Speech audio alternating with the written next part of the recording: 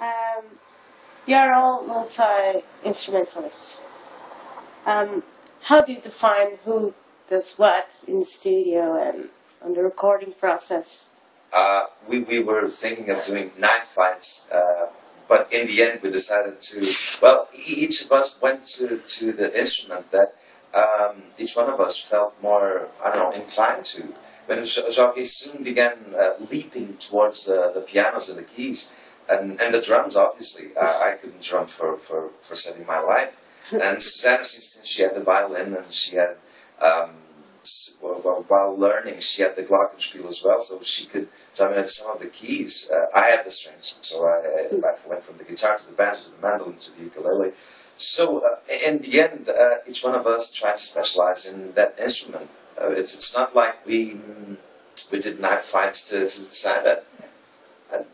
I don't know. It's the way the instruments appeal to us. I mean, as a group, we investigate a lot of old instruments and hard to get instruments, and then the first thing is to get them. And after we get them, sometimes I will say, for example, Susanna, here's the kalimba. You work on that. But in the end, for example, in this album, it ended up being me playing the kalimba in one of the songs, and the other harp.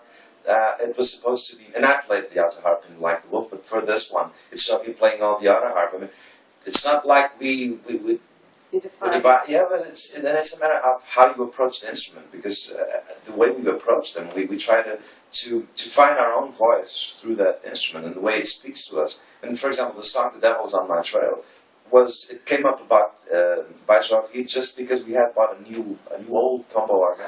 And the funny sound of it, I mean, I remember going up to his house and saying, listen, we just got this keyboard, check this out. And he played me the first line of the song, and we were both, there's something there. And then we built around that and made the song. So it's the way you find your own voice through the instrument, so that there's no, I mean, if I wanted, I could be playing the violin on the next album, but I won't, because I can't. And I think if we all play the same instruments and we all record the same instruments, in the end, I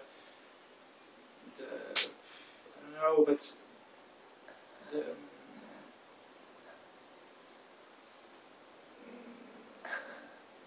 sound of the album, it will be different, because each one have a different approach to each instrument. So if we are three playing piano in the album, it's three different approaches to the same instrument. So you probably lose cohesion of the songs, yes, and some identity of the album, not of the band, but of the album. So it's because of that. Because some instruments we all can play the instrument. We are not technician like we're not technicians, yeah, of the instruments, but of the violin. Yeah. But then, for instance, I record the harmonios and the alto harp, but for instance, Susanna live plays the harmonia, or João recorded the kalimba, and now it's Susanna that plays kalimba live. So then we change something to the live show. But in the recording process, we try to be straight to exactly. Like choosing the sounds of instruments. For example, if we use one of those old keyboards I was telling you about, one from the 70s or 60s, the thing is, if we use that, it can't be in just one song. I mean, if it's in this one, then we try, okay, then it's in this other song around the middle of the album, so okay, it makes sense. It ties them down to, makes them ties flow. The album. Yeah, exactly. And since we want to make it like a book, it makes sense that the same things keep repeating themselves. And in the recording process, it's like you have 10 musicians or something like that. So with 3 guys, with Susanna, it's the violinist and the cello player. So all the violin and cellos are recorded by Susanna, and all the banjos or guitars, electrical or acoustic, are from João, or the pianos or keyboards or drums are by me. So we try to think about a band with 10 different musicians, but and it's the same name. It's like, let's get the banjo player, and then I will go there, or let's get the guitar player, or the drum player, and he's going there. So it makes the album more coherent. That's true.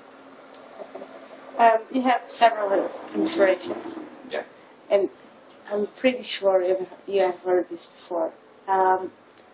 It's almost obvious your American influence. What that affects to you, what, like the blues, or does anything have to do with that?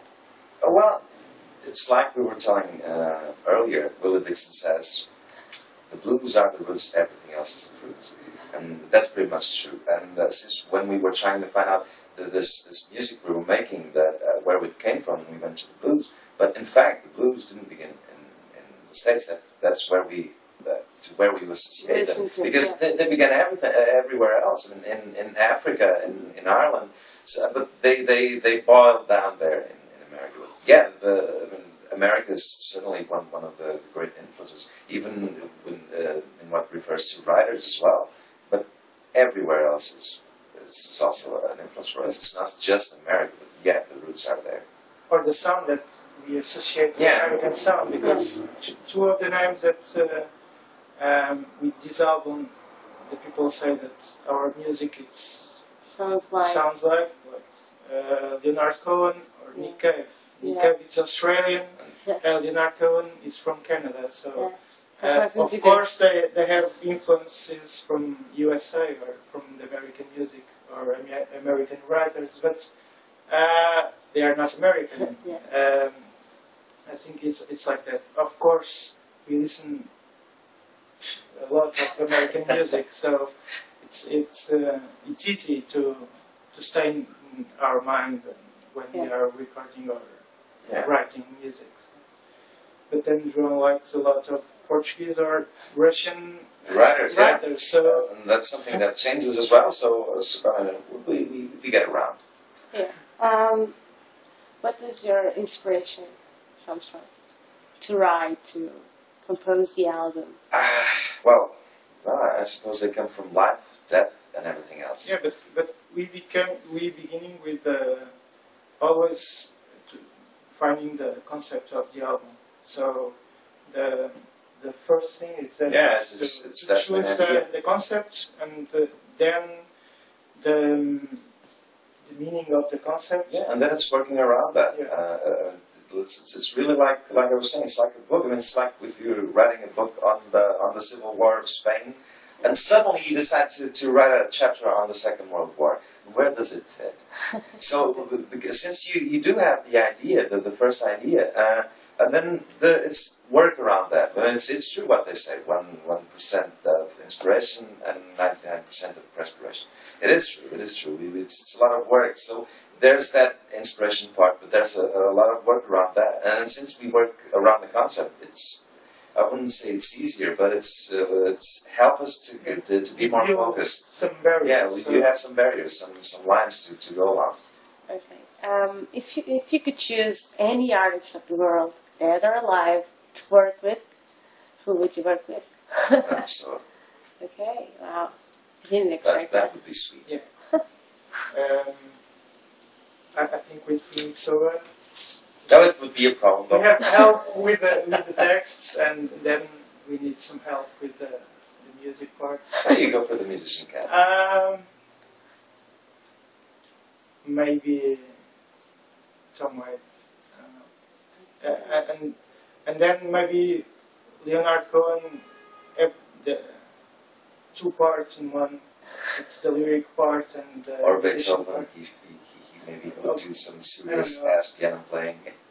And then we need an orchestra with that. Yes. Okay. You have performed on several countries. Which are the main differences between the Portuguese audience, the international audience? Do you feel any difference? The language they speak, obviously. Okay. In some countries, we did have to learn the language in order to break that first barrier. Because during the concerts, because we like to tell the stories behind the songs, the stories of the songs, and when you're speaking the native language, it's much easier to get closer to the audience for them to understand. But I would say it's mainly that. Yeah. I think it's that part. I think the barrier of the communication, it's the difference of playing in Portugal or Spain or France or Slovenia, that it's different because we don't know Slovenia, yeah, we don't. but because then it's more the type of place that you play than if you play in a theater in Portugal or in a theater in Spain. We don't have many difference. Yeah, no. But if you play in a bar in Portugal and in a theater in Spain, I prefer to play in Spain, and because the ambience in a bar is really different from the ambience in a theater, and that is the difference. The place and the ambience of the place, and not if we are playing in Portugal or in Germany. And that part of the communication, it's really a big difference, because I don't know, Slovenia, for instance, we don't speak Slovenian, or in Germany, we thought that I don't know, 80% of the people really understand English, and it's not like that. So we felt in some shows that the people are understanding nothing. Yeah. Not of the lyrics of the songs, but during the conversations. So that is a big difference, I think. And I think for the foreign bands that playing in Portugal, it's the same. That during the show, during the songs, the people could understand are not English or French or other language. But then, if you want to speak and tell some more to the audience, that barrier of the language is the main difference.